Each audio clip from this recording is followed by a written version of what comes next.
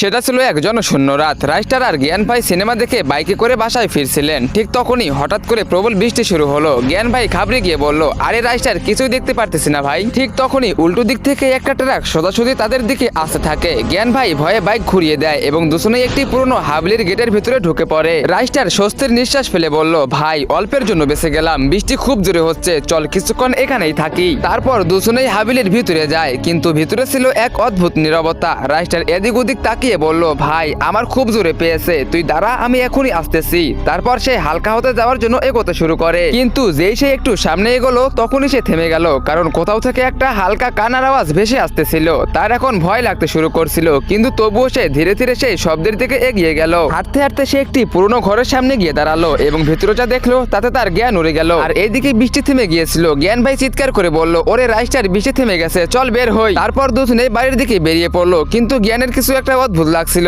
তবে অন্ধকার রাতে সে কিছুই ভাবলো না। পরের দিন সকালে গ্রামে মেলা বসেছিল, সবাই মজায় ছিল। ঠিক তখনই সেখানে হাতে একটি তলোয়ার নিয়ে রাইস্টার এলো এবং সোজাসুজি লোকেদের উপর ঝাঁপিয়ে পড়লো। সে একের পর এক তলোয়ার দিয়ে কাটছিল, সব দিকে মানুষ জন্মিত অবস্থায় পড়েছিল।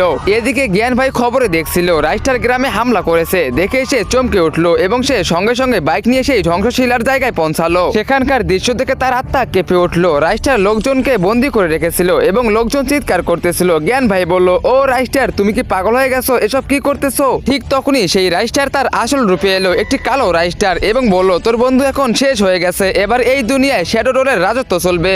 তো গাইস, রাইস্টার কি আসলেই মারা গেছে? আর এইটাই বা কোন রাইস্টার? আর কেনই বা গ্রামবাসীদের উপরে হামলা করতেছে? জ্ঞান ভাই কি পারবে রাইস্টারকে ফিরিয়ে আনতে এবং গ্রামবাসীদেরকে মৃত্যুর হাত থেকে বাঁচাতে? হ্যাঁ, তোমরা সেটা দেখতে পারবে পার্ট 2 তে। পার্ট 2 দেখতে চাইলে ভিডিওতে লাইক করে চ্যানেলটিকে সাবস্ক্রাইব করে দাও আর কমেন্টে পার্ট 2 লেখো। টিকটক ফেসবুক থেকে দেখে থাকলে ফলো করে দাও।